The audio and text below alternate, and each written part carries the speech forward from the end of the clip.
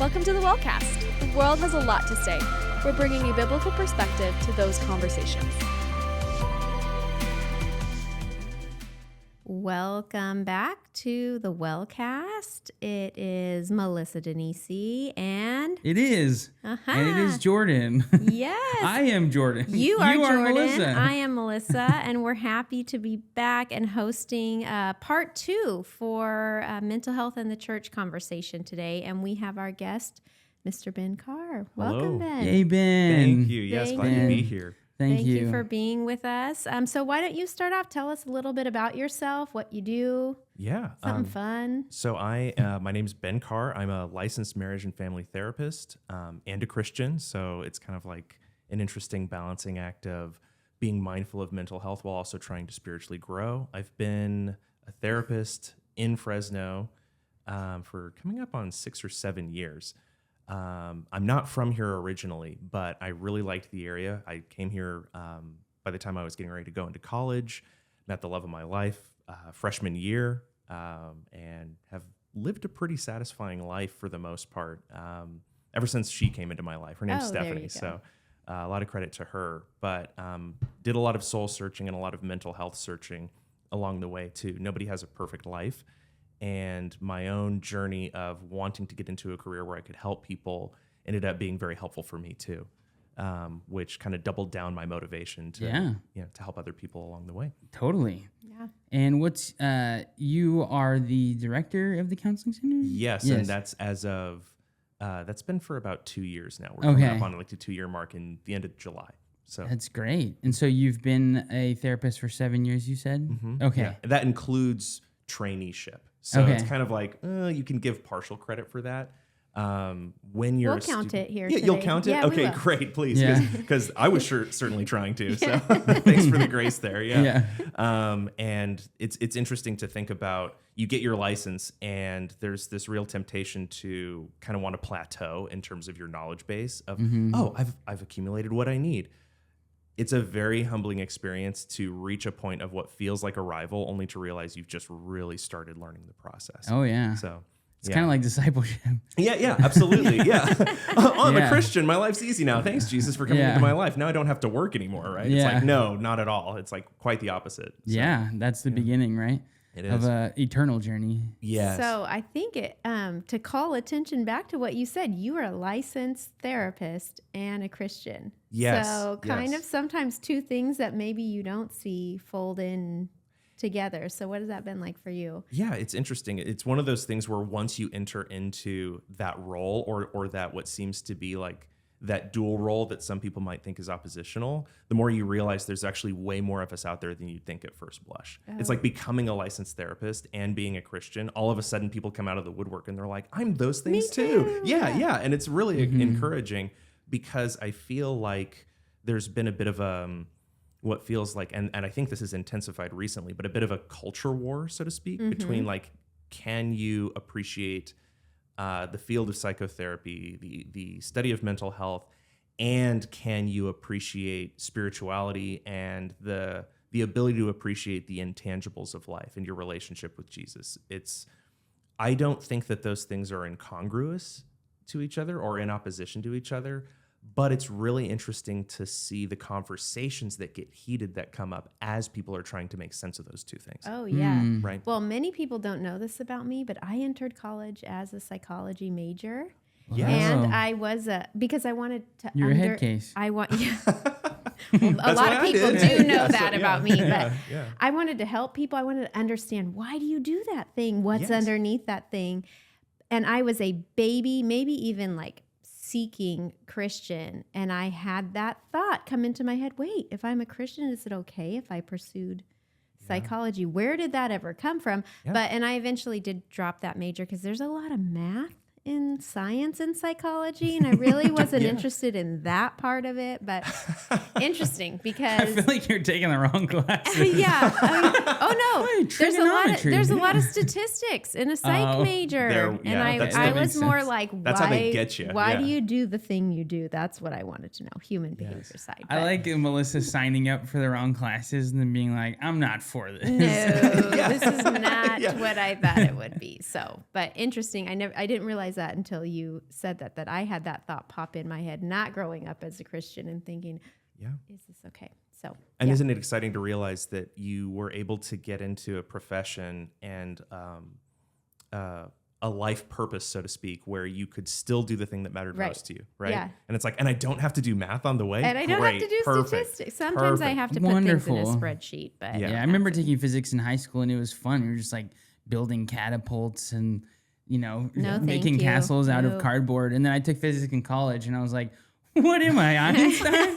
In a different life, he's like making onagers and stuff. What the heck?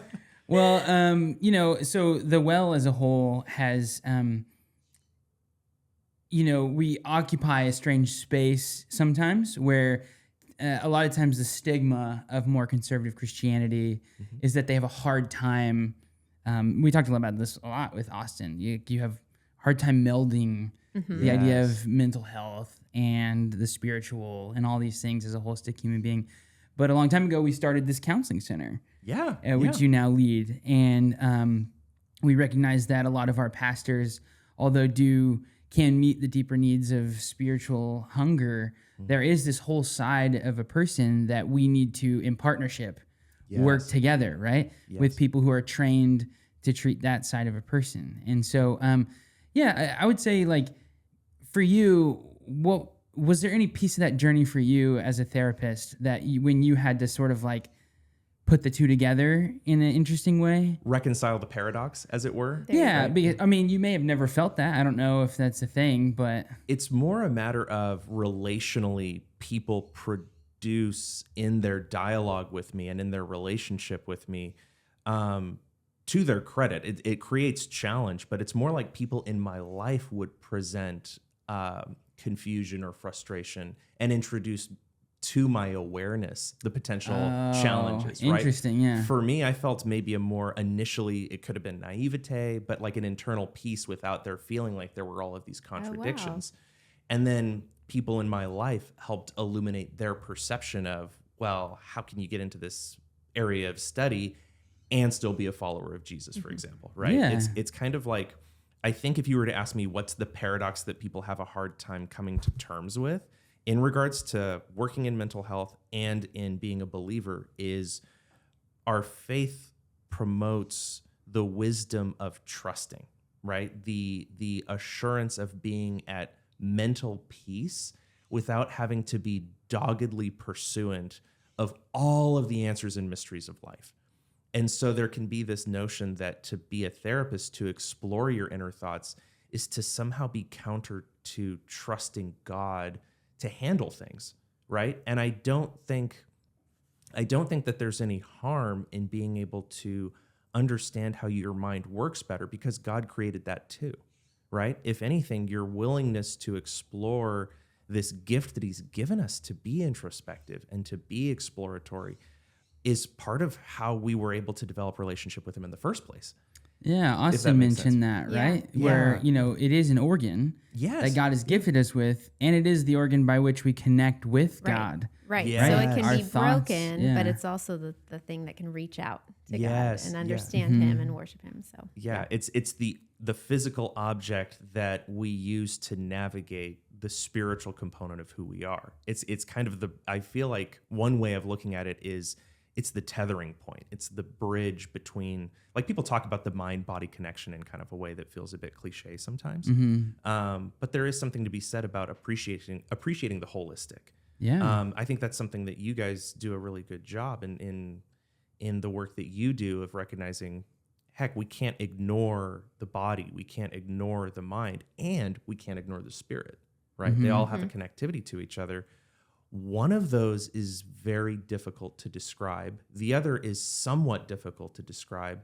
And the other one, we can be very reductive in describing it. It's like the spirit, the mind, and the body in that order. That's what I would say.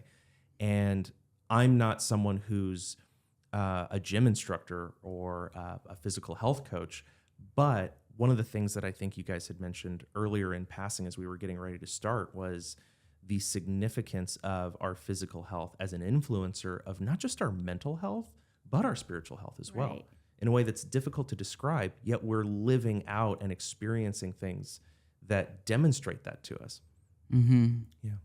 Well, that you've been kind of on that journey. I have been on that journey. I actually wanted, now that you're in this chair, we get to ask you questions. But I wanted to unpack that a little bit. I walk with a lot of women, a lot of people, and I'm seeing how what we put into our bodies or the way we neglect our bodies, and even as simple as getting adequate sleep and the right amount of water affects us physically, affects us mentally, and ultimately affects us spiritually. So how are you seeing that maybe with those that you're working with? And I don't think you can give us free counseling on this podcast, but what are some ways you might say, hey, yeah, I see this connected and here's something that might help in that? Yeah, my hope is that we can at least experience a catharsis of acknowledging the truth of what you're saying, which is inherently a therapeutic experience, I think, on some level. So it's it'll probably feel a bit therapeutic, hopefully. But We're ready. You're ready for this, yes. Just normalizing. I think people feel self-conscious and then they judge themselves for feeling self-conscious, and that includes with their appearance, with their physical health. What I'm noticing in my office a lot is that's always been a challenge in the human condition, is wanting to be our best selves and then figuring out how to also accept the extent and the limitations of who we are. I feel like that's magnified because we have more resources to compare ourselves to other people with than we did before. Oh yeah. That's in some ways it feels like stating the obvious, and in some ways it might feel like beating on a topic to excess. But I feel like a lot of people in my office want to be able to be safe to talk about technology, media. It's here to stay. And so I have to learn how to accept that as a part of the common trend of what's happening in life. But I also really want to dive deep into the impact that it has on me that's long-term and subtle, even though it produces a lot of really good things. I can learn how to build things that beforehand I would have to go to school for, because now I can just watch a YouTube video. But now I'm being told the only right way to do things is if I follow this person who looks like he's living his best life. So am I good enough if I don't match what this person is showing me? I think what we're dealing with is a world where people are showing us an outcome, but they're not showing us the effort along the way. And then we judge ourselves when in our efforts to become healthier, we recognize it's really hard. We recognize it takes a lot of effort, but we're comparing ourselves to an outcome that we don't get to see how much strain, how much work this person who's posting something has shown us it takes to accomplish that. And then we're even kind of evaluating it as, well, people really appreciate it and value that this person looks this way or does this thing. And now I'm creating this notion of, if I'm not doing this exact same thing, I must not somehow be good enough because I'm not getting the likes that reflect that. I'm not getting the accolades or the appreciation that this person is. It's like we're encouraged to look at life in a far more black and white way than is really fair to anyone. And a lot of those, there could be a lot of mistakes on the way that are just edited out. 100%. Well, that's what I'm thinking. We see the last shiny 5% of somebody's journey, not all that's leading up to that, or that's going on in an unhealthy way to get to some of those results. In the example of I remember I made health. this friend who was an artist, and he was fairly accomplished as far as artists go. I just feel like almost none of them actually make money. And but he was making really good money, and his paintings were in like Miami, New York, and L.A. And I remember being like, man, it's like I remember having this category of, it's crazy that you were just born with this ability, right? And that's what we think. Yes, and he was like, well, I was born with the hunger and desire, and I think there's a little bit of talent and acumen that kind of went into when I started drawing or, whatever physical things that God programmed me for. But he's like, I have my master's in fine arts. Like, I've traveled all over the country and learned from people. And it took me, this is my 10,000th painting, Yes. And I was like, and how many hours and how many, Yes. I was like, oh, I just thought this is what you made. Yes, because I get to experience that. And good for me, right? Because your painting looks great, but I didn't see the 9,999 paintings that came before it. Yeah. I would even take it a step further and say, that introduces in revealing the relief of realizing, no, this person put a lot of effort into it that we had the luxury of not seeing, and they had the challenge of having to directly experience.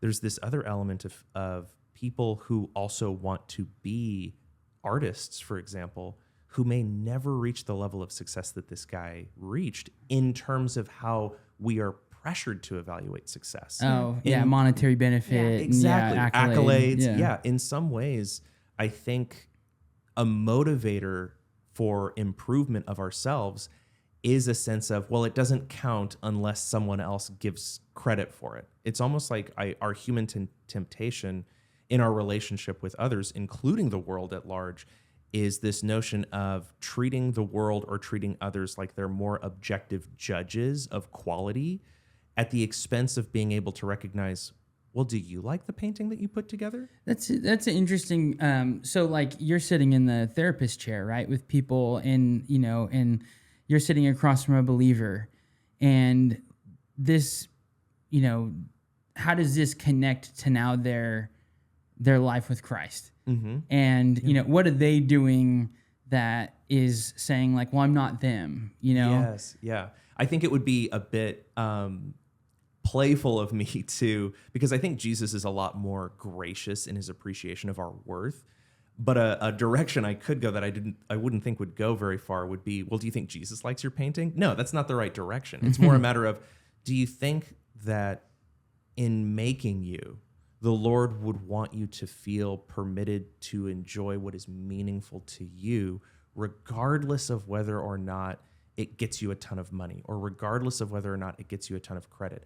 Maybe a part of why you have a passion for painting is it actually connects you with God because you feel more connected to the joy of being able to produce something that feels meaningful to you, right? Well, Like, connect this to like being a whole human, then, like we were talking about, right? I saw this picture of like, we often think that we have the mental, the physical, the spiritual, and they're just different things you can pour into. But the deeper you go, you look and it's all the same tank, and so you're pouring into the same tank as you're going through these things, and they're all interconnected, right? Right. Yes. And so, walk us through how that plays out as a whole human in your setting too. Yeah, one thing that stands out to me is I had a client. I've had a few clients who struggle with something similar, but one in particular who was very self-critical about their appearance, and more or less had resigned themselves to the notion that their appearance was going to be a restricting factor in their ability to find meaningful, deep romantic relationship. And that very much impacted their overall mental sense of self. And I would phrase it as the spiritual motivation to feel fulfilled in pursuing a meaningful life, because it was very clear that what was meaningful to them was to eventually have relationship, and they felt like the necessary ingredients to accomplish that was the physical part of their appearance. And they attained a sense of wrestling with, I feel like no matter what I do to improve my physical health and my physical appearance, there's going to be a certain degree of wall that I'm never going to be able to breach past, that's going to make it meaningful enough. And so a part of what we processed was this person was comparing themselves and making an assessment that the appearance that matters is if they look like a particular type of person, and that's what counts in terms of attractiveness. And being able to kind of reflect that back and think, this person was very judgmental towards themselves, but eventually in the therapeutic process, it was very clear they did not hold that kind of judgment towards other people in the same way. They were actually being very inconsistent in their assessment of what counted for attractiveness. They had a type, they had people who they found particularly attractive, but it didn't even necessarily meet the standards that Hollywood was telling them they should. Right? And so it was kind of like illuminating that sense of, oh, wow, I wonder where this sense of a double standard for yourself came from. Because you're not only it's not like you're just being gracious in your appreciation of someone's beauty, despite what Hollywood says. You genuinely see these type of people as attractive, even though Hollywood's telling you they're not. Right? And like being able to confront that helped motivate this person to recognize, wow, I have a certain degree of freedom from having to buy into the manual of what Hollywood says attractive is. I have a certain degree of healthy authorship in that. And so now I get to decide for myself, am I treating my self-improvement in terms of caring for my body as something I have to do to meet this particular standard? Like my house isn't good enough unless it's a mansion. I know that's not true. But rather, I take care of my house because I feel like it's okay for me to recognize I want to live in a house that's well taken care of. And it doesn't have to look like a mansion for it to be a good house. And our bodies are kind of the same way. I think this is something, oh man, I want freedom for everyone, but I'm going to say specifically for women in this area. Because I see, do you remember reading articles in COVID when we were all on Zoom and everyone used their stimulus money for plastic surgery because we had been looking at ourselves all the time. And so braces went up and nose jobs went up and all these things. Yeah. So we're going to probably listen to this in the middle of summer. And I see this grip women. I read a statistic, 93% struggle with body image. So there's a balance between, maybe not a balance, pursuing physical health and letting it sort of rule over you. Taking it to excess, right? Yes. And it's both that self-critical, we're going to put our money in, we're going to put our time in, but I see it captivating our thoughts more than it should too, right? In personal experience. And so what would you say to people who might go, okay, yeah, I guess that is me, and I didn't know how much I was, pursuing body image to the neglect of reminding myself who I am in Christ, right? What would you say to someone like that struggling in that way? I would say, I think one of the things that thematically we all wrestle with is finding a balance, right? And what you're kind of mentioning is there are some people who never get on the racetrack, so to speak, or feel like they're not permitted to even go on the racetrack because it's like, well, I'm not worthy to even start taking care of myself in certain ways. You're talking about kind of almost the opposite extreme, which is I can't get off the racetrack. I need to be running this marathon like it's a sprint all the way through, and I'm not. I almost have this sensation of I'm not good enough unless I'm doing that. And the finish line's always moving back. Oh, and yeah, always it's moving constantly, back, right? So I think I'm there, but there's more here. So then it just becomes the pursuit of my life. Is this? Yeah. Well, we kind of conflate the pursuit of improvement as being something where it's like, well, that the race doesn't end until my life ends, and so until I reach that point, that ultimate rest, I should be running as hard as I can. There's a part of me that my invitational confrontation would be, I think it starts to delve into unhealthiness, not because you feel motivated to do something meaningful, but because of what you believe it means about you if you don't. Oh, wow. Okay. Right? That's the distinction, is this notion of there's a huge difference between I feel inspired to better myself and I feel anxious and terrified if I don't, right? And I would be really curious about exploring the external factors that influence our internal interpretations of why we need to do that. One of the things that a lot of the women who I've spoken to, not just in a therapeutic context, but outside of it, is the historic challenge that women have had to navigate is an increased sense of objectification from men and from other women in comparison to the ways that men objectify themselves. Yeah, that's right. It's true. It's true. When in relationship with others, if they're expressing to you an expectation, of course we're going to internalize it. I would even go so far as to say the grace that I would want to offer to women who have a hard time letting go of that sense of obligation to live up to objectification is there's a reason why you feel that sense of obligation, and it doesn't necessarily start within yourself. It might be reinforced by some of your beliefs and how you interpret those things. But let's be honest. Do you get the impression that there's some people out there who have this sense of you're not good enough unless you look this way? I think every woman who I've met has been like, yeah, I've encountered that once or twice, right? And so a big part of recalibrating a person's health is not sacrificing an awareness and not denying an awareness of what other people's perspective could be.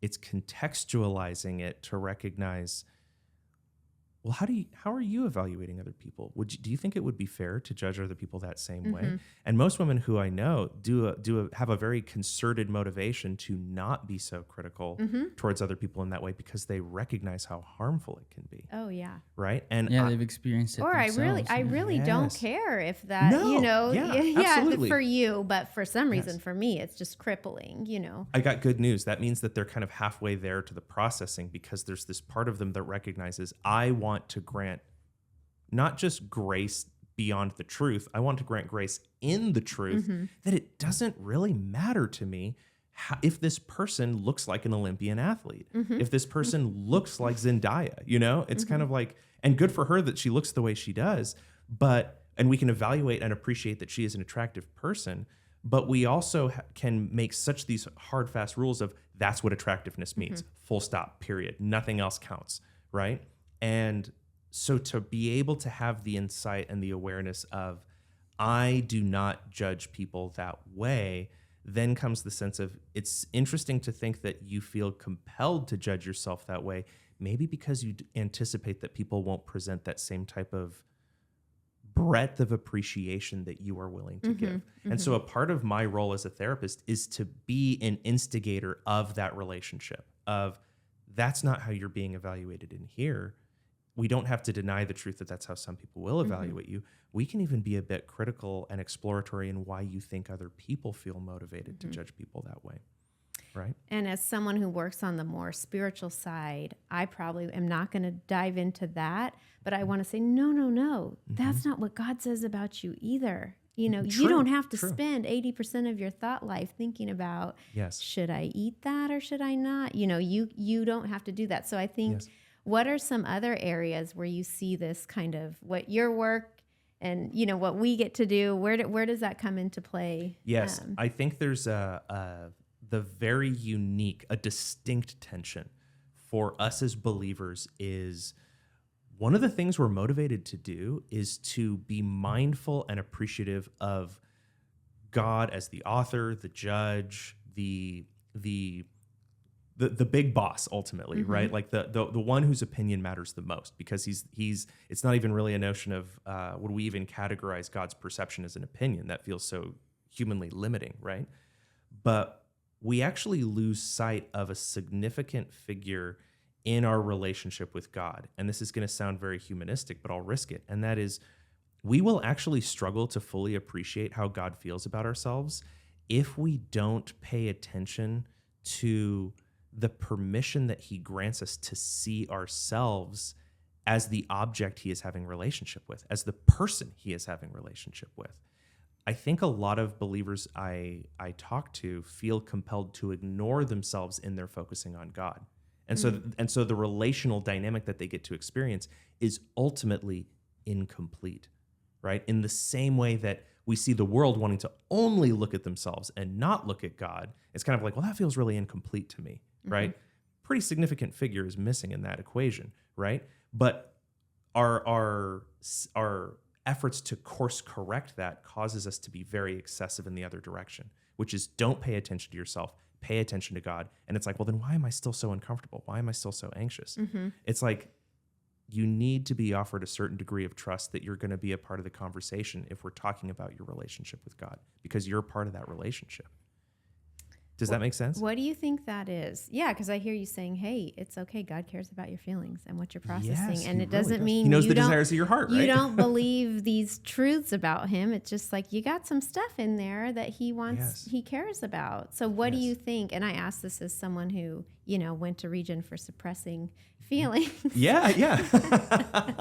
Good awareness, right? Yeah, good thing you went. but what is that? What makes us, once we become a Christian, where we think, oh, no, only preach the truth of who God is to yourself, not explore some of this. I think what's happening there is you can have Christ in your life and still deal with the very human problem of not trusting yourself with your thoughts. I would even go so far as to say part of the human condition is never fully resolving how much we do trust ourselves with our thoughts.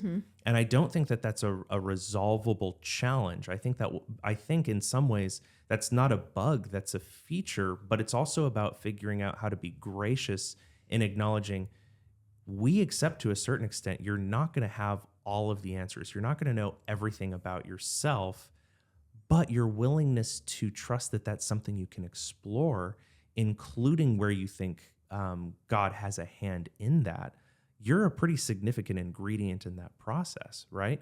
What are the desires of your heart? Okay, well, I want to serve God. Okay, what do you think God's heart desires are for you? And do you think God I'll ask it this way. Do you think God wants you to feel a certain way about yourself? And I think that's a very scary thought for a lot of people, because they think that it's them taking authority from God in terms of their self-image and granting it to themselves in a way that ultimately inhibits them from fully experiencing God's love. I genuinely believe that.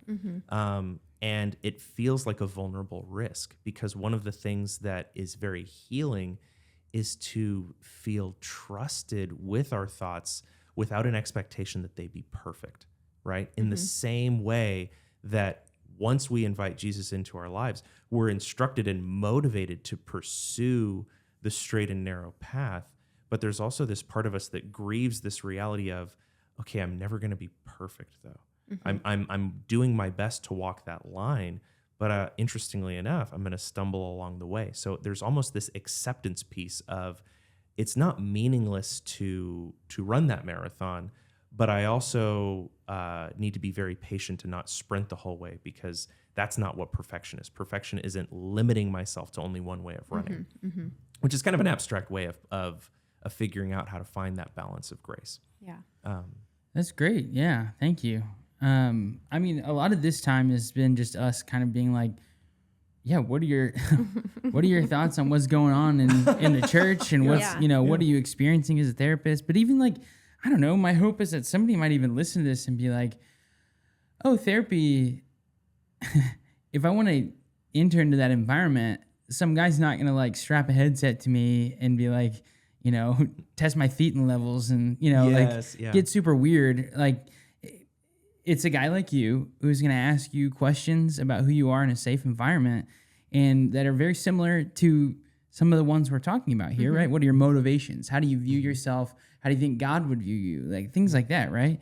And so I think one of the unique positions you have in our community is you have a, I don't know if I would call it backdoor, maybe closed door environment where you sort of see the product of a lot of faith communities in people's hearts, right? And, I don't know, you're also seeing how people receive things. So you may not be seeing what's actually happening.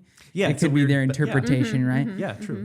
But I feel like to end our time, it'd be really cool to just hear from you. Hey, what are some of the threats that we should be aware of as a church community that you're consistently running up against as, the people of God sit with you, across from you? And then what are the opportunities we have that give us hope as a church community? And what can we lean into more? Yeah, this might sound counterintuitive considering the fact that I work in the field of mental health, but the great thematic challenge I see that people in the church and people in my office, it's a very human problem, but it's interesting to think that the church's efforts to tackle that problem can in some ways actually, I think we can be blind to it. And what I would describe is, unfortunately, in our efforts to connect and grow spiritually, we can make an error of intellectualizing our spirituality. And what I mean by that is we, in an effort to grow closer to God, will do a lot of excessive rumination and even some cognitive blocking of mentally processing possibilities and curiosities and uncertainties, because there's this part of us that's like, I feel like I've been relationally instructed, or I feel this internal conviction that that's somehow not safe. So what I'll do is I'll connect spiritually with God using my mind. I'll just mentally lock myself into almost this insistent mantra of who God is. So you would say like it's much more comfortable studying who God is. Yes. I was just gonna say, understanding like Yes. don't say women's Bible study does this, but truly there is a safer space to hide behind the answer to question 2 than, okay, now let's apply that and talk about it in your real life today, Yes. not 20 years ago. Yeah. So In the I think pastoral I hear what ministry- you're saying there. in with pastoral that. ministry, we often talk about like the head heart blocker. Yes. Right? Yeah. Yeah. So we have the affirmation of the gospel or the intellectual assent to say, okay, here are the truths of the gospel, who God is, who I am in light of God. But then but how do you actually remove the blocker that trickles that down to the soul of who you are, your Yes. being? And when you get into your being, then you're sort of saying, all right, well, now I'm redefining all of my life by these truths, right? Yes. Is that what you're saying? Yeah, it's very related to that, because I think what ends up happening is, and a part of why I felt comfortable to bring that up is it's the same kind of error that my area of study can make a mistake in, is we can over intellectualize the human experience, right? And so to see that as a challenge in the church, there's a part of me that's like, I'm bringing that up because I want people to feel safe to know that's something that we try to be very mindful of, pun intended, right? In my line of work too, right? It's a human challenge. One of the ways that we keep ourselves safe is through an intellectual justification of reasoning of, well, as long as I have these thoughts in my head, I'll be okay. And then what ends up happening is we get really anxious when life happens that might confront some of those thoughts. Yeah. Right? And as believers, there's a part of us that's like, what if that happens let's dive deep. What if that happens with my faith, right? And what I would probably want to encourage people to do is, well, what are the thoughts or the evaluations of your faith that feel most significant for it to be sustainable? Because what's really interesting is people place these barriers of concept or thinking, and they're like, well, if I entertain this thought, that's going to run counter to my ability to believe. And I would even go so far as to say, the people with the strongest faith in my life are the ones who are willing to navigate those difficult questions of but what if, right? Like, I have been so moved in my life by the believers who are diving deep and having really interesting, soul searching conversations with people who don't just not believe, but are very resistant to belief and have this lattice work of reasoning and understanding and emotional experience as to why that's difficult for them. And so rather than being like, well, here, let me intellectually justify for you why you should believe this stuff anyway, it's like, actually, you know what? I'm going to sit with you in that. Process that with me. And that's so much more of a witness to like, wow, this person has such an emotional tolerance for something that I know they don't believe. I know this person's a Christian, and yet they're sitting with me in this. They must have a really strong faith, right? Yeah. And a lot of times okay, so I'm slow. I think I'm slower than you two, but I think my understanding of what you're saying right now is that like a lot of times we form theology and then we're very fearful that our life experience will challenge maybe some of our preconceptions of who God is or who we are in this universe or what our purpose is or things. Our experiences will challenge that. Right. It will, yes. And we don't allow ourselves to fully experience those things and enter into those spaces because it sort of is a front to something you've already formulated in your mind about who, well, God would. We talked about that with Austin, right? Well, why would you, if God is good or if you had faith, why would you experience this level of suffering? Yeah. Right? Well, that's a actual theological notion. You are asserting what you would call a truth about God that may not be true based on this experience, and you need to bring that to Scripture. You need to bring that into community and process together rather than sort of being like, this is dangerous, I can't think these thoughts. Reality still exists. It subsists inside of you. And it grows. Yes. And it can grow yes. sideways into other unhealthy things if not processed. Yeah. Yes. And I there- think of pulling a thread on a sweater, right? So it's scary to do that because what if the whole thing unravels? But yet the people who've done that and then go, oh, okay, it's fine, you know? Yes, Or I yeah. pulled it out and the Yeah. sweater still stayed. So Yes. I mean, you're right. I had a mentor of mine who he was such a good evangelist, but he said, you know, there was a guy, an atheist in his life for decades Yeah. that he had shared his faith with and just said, I don't believe this, but he stayed. And he told him, I can't tell you how many Christians they'd present the gospel and I wouldn't accept it. And then they were out of my life. And he's like, but you've stayed. Yes. You're different. So it was Yes. exactly what you were describing, that his faith, he could handle that guy's doubts or, you know, or even just opposition. Yes, yes. They could still go golf together or whatever. So, And really quick, I want to give grace to that isn't meant to be a condemnation to if you're a Christian and you're out there and that is a terrifying thing for you to even consider doing. That's not meant to be a judgment. I think there's something to be said about that's an understandable concern. That's an You might understandable find fear. comfort in these things, right? Yeah, And yeah. if it's challenged, that's discomfort. Absolutely. And the thing about discomfort is it's always going to be uncomfortable. That's why it is what it is.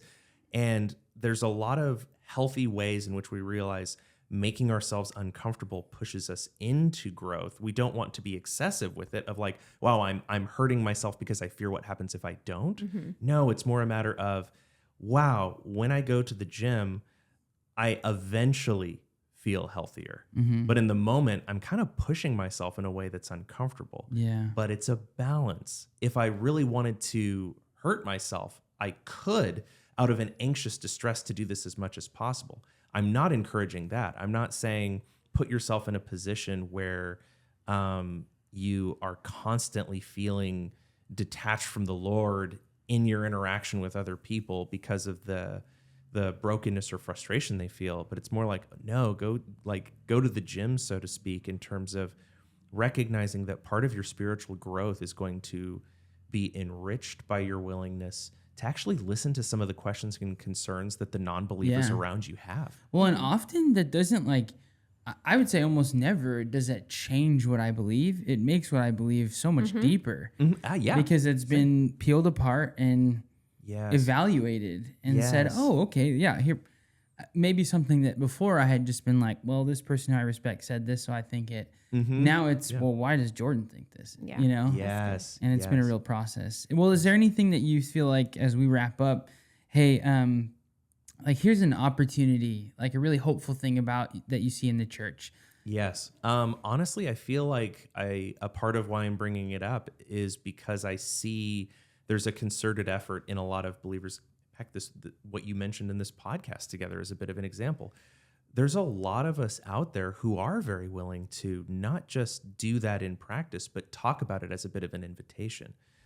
So my encouragement, if you're someone who hasn't necessarily been able to identify something that makes you uncomfortable in terms of how you see somebody else living their life, someone who's important to you, I encourage those of you who have a conviction and a faith about wanting to see the people around you live a better life.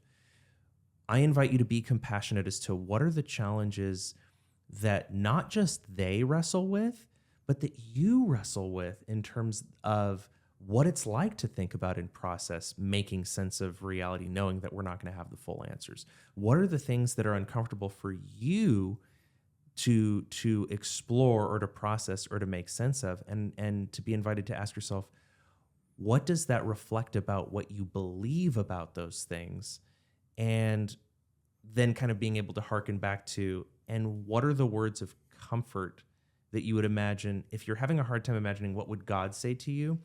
God puts people in our lives to offer us words of encouragement as well. Think about the most godly person in your life, and by that I mean the person who loves you the best, and utilize them as a barometer of what words of encouragement have really helped you in the past to navigate that siege perilous or that moment of darkness where you're like, I feel real uncertainty. Most of the healthiest believers I know are like, I'm not going to try to force you into healing. I trust that you're someone who wants healing, and I will be patient with you in your brokenness in the meantime. I'll be with you. I'll be with you. Yeah. Yeah, and that was what's cool is that was one of Austin's encouragements for people who are like almost word for word. Yeah. If you have people around you who are, so the flip side of what you're saying, if you have people around you who are struggling, you're not going to be the person that, like, God's the one that really ushers them into healing in whatever environment that takes place in, and you are the one who sits with them and reassures them that the lies that they're telling themselves about themselves are not what God would say. People are the main ingredients of your environment. And so to be able to recognize that and ask yourself, even the people who challenge us provide us an incredible opportunity for growth. And there's people out there who are really helpful and want to support you if you feel stuck in your health, right? Yeah. Yeah. That's great. That's good. Well, thanks for joining us, Ben. Thank you, really Ben. appreciate it. Thank you for inviting me too. Yeah. It's such an honor. I really it's interesting. I could talk for hours about this, but I also recognize that it's like the conversation is never going to really fully end. Yeah. Well, do you have any plugs for therapy in general? Any last thoughts on people? Yes. You know, like what would you say to the people who are like, maybe this is for me? If you're someone who wrestles with a sense of uncertainty and you've wondered whether or not you would like to be able to process that further, the Well Counseling Center's main number is 559-325-8600, or you can visit wellcounselingcenter.com, I believe it is. It might be .org, actually. I should probably know that by this You point. should definitely It's know .com. that. Yeah. So yeah, but just look in Google, go to Well Counseling Center. Yeah. We're the first one that comes up. I mainly want people to call the number because that usually means that they're motivated enough to actually take the risk. So maybe that's why I prioritize that so much. But if you're wondering, is counseling a safe thing for me to consider? Pray about it and ask yourself, well, what are the things that I hope can change or can be produced from my going to counseling? That can help give people a sense of direction of like, what would my goals in counseling be? That can help people kind of maybe finally make that call. And if you're someone who it's like, I don't know what my goal is, but I know what the challenge or the problem is, your therapist will work to explore what a potential goal could be with you. That's part of our job too. It's like you don't have to have a goal. I encourage you to have one. But if you don't know what that is, identify what's something that you would like to see different in your life in terms of even if it's just how you feel. Right. I want to make like a shirt for our church that says like Regen and Therapy. Regen. We did it together. Yeah. The collective And community. Yeah. Don't Yes. forget. Yeah. Well, Regen has community. Oh, you're right. Regen does have community. therapy and regen are both facets of community, right? Yeah. They're not totality of community. I don't think any therapist worth their salt would say the only relationship that matters is your therapeutic one. Yeah. Obviously that's not No. true. So much of it is talking about like, wow, who's your support Who network? else? Yeah. Yes. If I think I was going to plug, it would be like, look, honestly, it's not a silver bullet. It's a place to process. 100%. And I've benefited from it. Almost every healthy leader I've ever talked to has benefited from it in some season or another. And my plug would be if you've ever thought to yourself, man, I wish I could talk to somebody who knew how to talk to me, who had my best interest in mind, whose goal was to see me flourish, that didn't have all these preconceptions of who I am, or wasn't going to tell my mom. Yes, exactly. Go talk to a therapist and they'll help you just process. Yes. And it was massively beneficial for me, for my family, everything in between. So. Yeah. Same. Yeah. Same. All right. Well, thanks for Ben. joining us, Ben. Thank you. Really appreciate you. Yeah. Appreciate you guys And too. So share this with your friends. Yeah. And if you haven't subscribed, please do. And we will talk to you guys next time. Yeah. Thank you for listening to this episode of the WellCast. As always, don't forget to subscribe and tell your friends about us. For more information about the Well Community Church, visit thewellcommunity.org.